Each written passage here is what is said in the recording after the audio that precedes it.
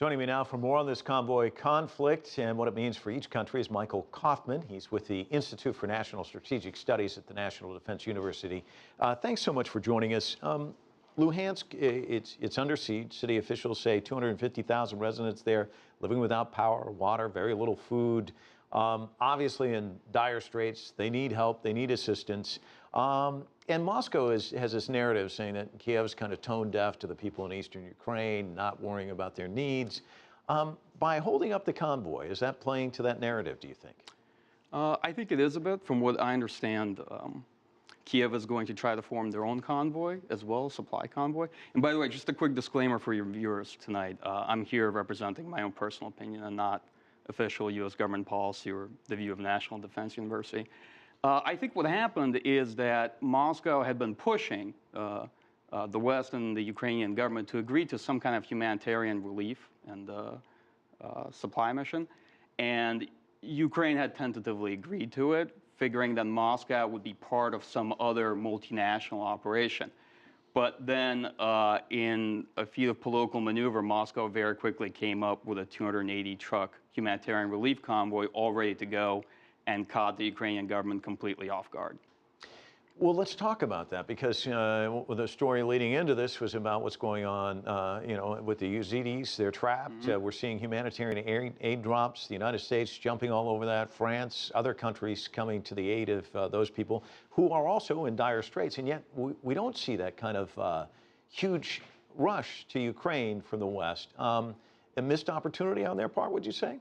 I don't think so. I think we're talking about quite different scenarios.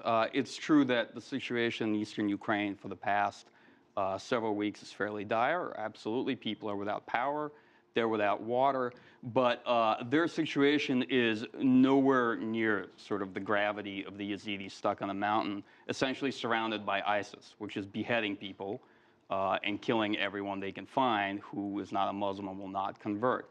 That being said, the Ukrainian government, you're right, they do have Donetsk and Luhansk surrounded, but in that respect, they are in control of the territory.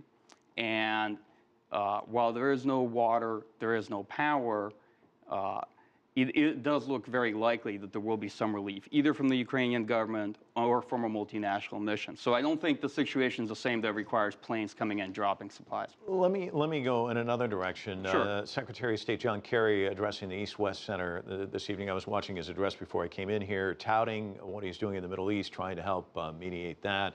Of course, Iraq very much on the agenda for him. Afghanistan, there is an issue there. There's all these issues going on.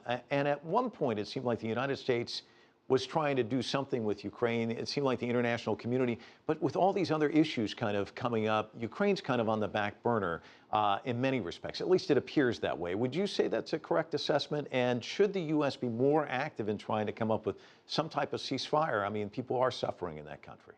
Well, one, I think the West is still actively engaged in Ukraine. It's just that events as they have been unfolding in Ukraine, if you probably recall back in July, the West was very actively engaged after the shooting down of flight MH17.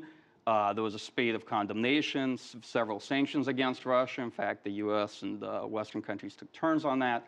But since then, developments have been proceeding on the ground largely pushed by the Ukrainian government. That is to say, their anti-terrorist operation has largely surrounded the insurgents. And what we're looking at now is mainly a play between Moscow and Kiev. And while the West is obviously engaged in even graver emergencies in Iraq and other places, I think it's still paying attention to Ukraine.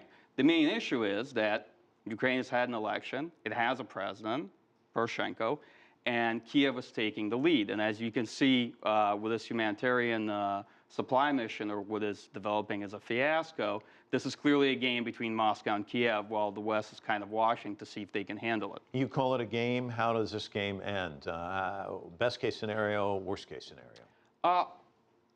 If I was to speculate, I would say I think this humanitarian relief convoy will probably reach Ukraine, and there will likely be an agreement between Russia and Ukraine on this convoy being inspected and on some means of distribution of these supplies under the auspices of the ICRC. I do not believe that this convoy is carrying some kind of weapons or ammunition, or that it is a Trojan horse. It's mainly about domestic politics in Russia.